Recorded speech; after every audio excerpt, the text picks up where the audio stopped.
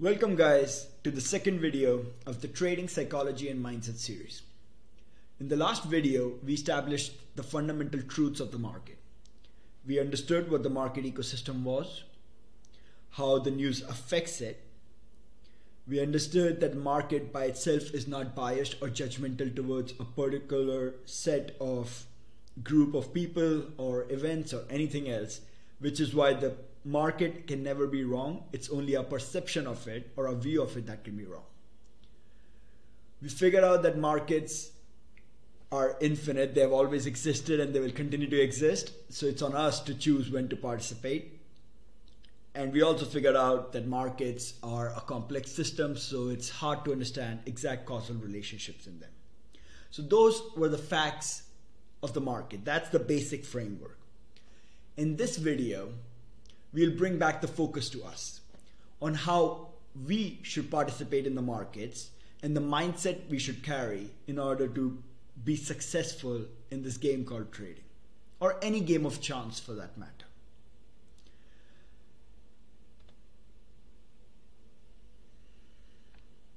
So, for that purpose, I'm going to use the example of a coin toss while making an analogy or comparison to trading, because it would be easier to understand. We already explained that markets are a complex system, so there can be a lot of factors going on, right? It's not a complete information game, which can be hard for people to understand because there's some information that's hidden. For a simple game of chance like a coin toss or a dice, it's a complete information game because we know of all the possibilities that are available and we can define exact probabilities to them. So for this lesson, I will try and use the coin toss analogy just so you guys can have an idea of how games of chance work. So let's say we have a loaded coin. We know this coin comes 70% of the times heads and 30% of the times it comes out as tails.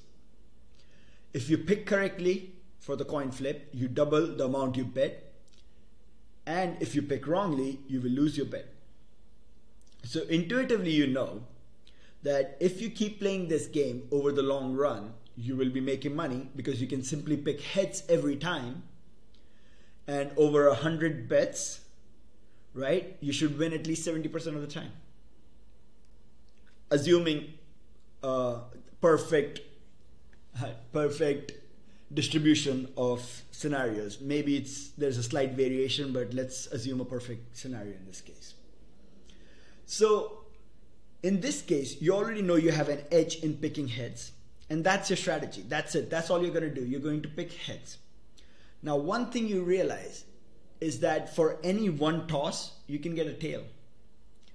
So if you're smart and you have $100 to begin with, you will not bet the entire $100 on one toss, because you know that there's a 30% chance you lose everything.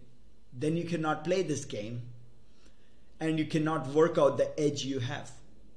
Edge is the advantage you have by knowing that it's a loaded coin and 70% of the time comes out heads. What your ideal scenario would be to play as long as possible while winning. So this thing is intuitive to you. This thing you realize when you know you have an edge, when you know you have a system, when you know over the long run you're making money, you will realize that it's not smart to bet all your amount at once. And yet many of the newbies or amateurs in the markets do exactly that. They will come out, they know that a strategy has an edge, has an advantage over the long run, but they get greedy. They think every trade will be a winner, and they try and bet big. And any adverse event, any adverse outcome, in this case a tails for example, will make them lose their entire money, and they cannot take advantage of the edge that they had in the markets or in their system. So some things to understand. Each event, right, each coin toss that we had in the coin toss example would be independent.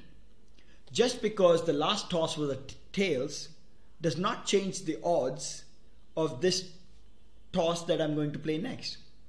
The odds stay the same. 70% chance it will be heads, 30% chance it will be tails. So each coin toss is a standalone event, and the result of one toss does not have any bearing on the result of the next toss. Same goes for trading. Let's say you found a system, you found a setup that over a long number of trades, right, has a 70% win rate, and the risk reward is 2-to-1, right? That's an amazing system, right? Like you would kill for a system like that. So you have a 70% win rate. Even if you have the risk reward 1-to-1, that's fine. It's still a system that should make money over the long run. In this case, you have to realize that one trade does not have any bearing on the result of the next trade. I'll give an example, all right? I just chose a bull flag breakout. I'm not saying it's a profitable system. Maybe someone found a bull flag setup that has a high win rate and risk to reward, right? It has a positive expectancy over the long run, aka over the long run, if you keep playing it, you will make money.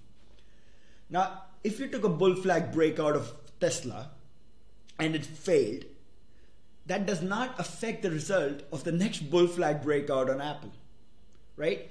Each trade is standalone in that system. But most newbies, most amateurs, what they do is after every single time they lose, they're like, oh, maybe I did something wrong. Maybe my system is not perfect. I need to make some changes.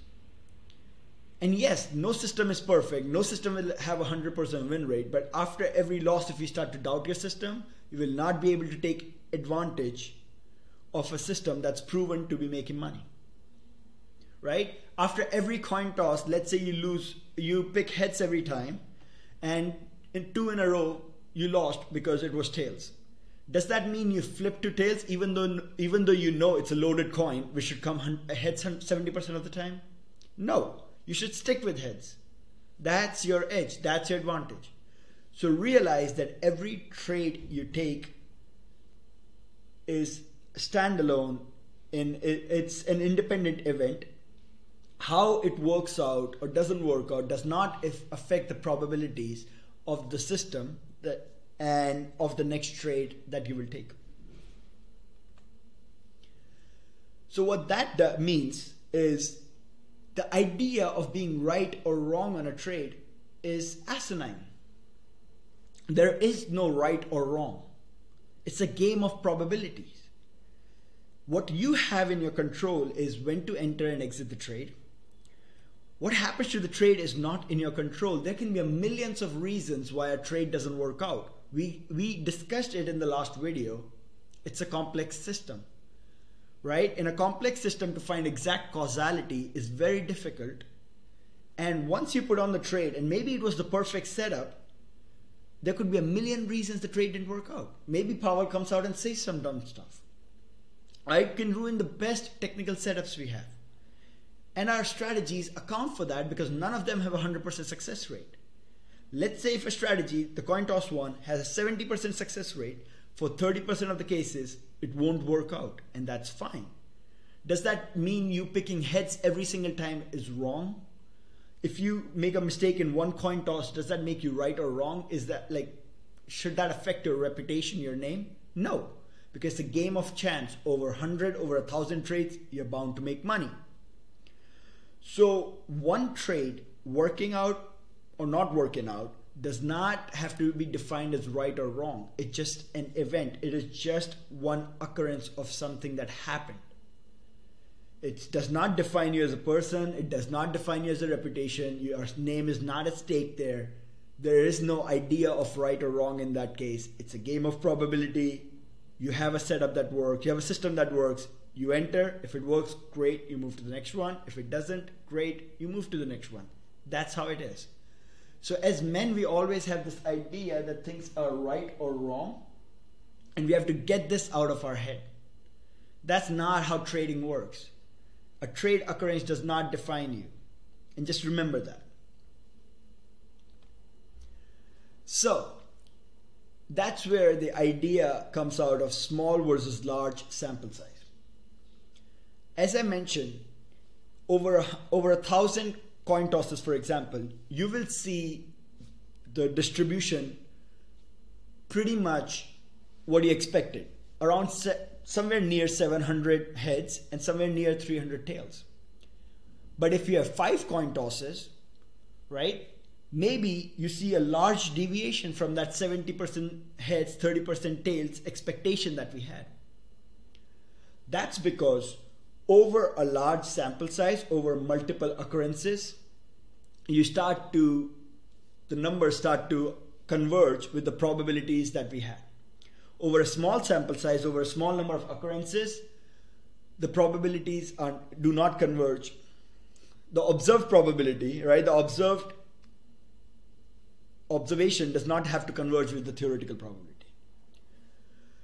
So the only way to judge your system or judge your strategy is to have tested it out over a large number of trades. You can do that when you back test, right? If you look at historical data and you see how many times it works out. You can always do it in multiple ways. Let's say you're creating a system, so you choose a certain time frame. You create a system based on that, right? That's your data on which you create the system. Then you can test it on data that's outside that time frame. So let's say you create a system on the markets from 2014 to 2020. Now, to test out that system on a different sample of data, you can go test it out on 2008 to 2011 markets, and then go test it out on 2001 to 2005 markets. And that way you will start to see if your system actually has an edge, or was it based on the data you were using. And the only way to establish the edge of your system is to have tested it out over a long number of trades, so you can be confident in it and you can assign probabilities to your success rate as well as the risk-reward ratios. And then the final thing that we need to understand in every single trade we take is there are only very few things we control. We control 2 things: when to enter or exit a trade and the amount of risk we can take per trade. So the when will depend on your setup you have, and the amount of risk will depend on this idea that you will need to take a lot of trades in order for your edge or your advantage to manifest. And if you risk too much, you might not be able to see your advantage manifest because you will run out of money before your edge comes in play. In the coin toss example, if you put your entire bet on the first toss and then you lose, well, you cannot play anymore. You ruin an advantage there. But if you bet small amounts and can play over a long period of time, you are bound to make money. There's no helping it. So those are the things in our control. What you can't control is what Powell is going to say, right? What the news is going to come out. If there's some market makers manipulating something, what the economy is doing. All of those things are not in your control, and they should not play a role on you taking a trade. If you have a system that works, where you have a defined edge, then all you have to do is enter and exit based on it and risk such that you can play long enough for your edge to manifest. And those are the things that you have to keep paying attention to. You have to keep reminding yourself, anyone who survives in this game long enough is bound to make money. Your first goal is survival, protection of your capital. Your second goal is to increase your capital. Those who risk too much always go out first.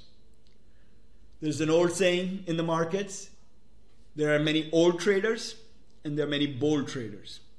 But it's very hard to find a bold, old trader. Most of the traders who are cowboys, who are maniacs, they do not last in the markets.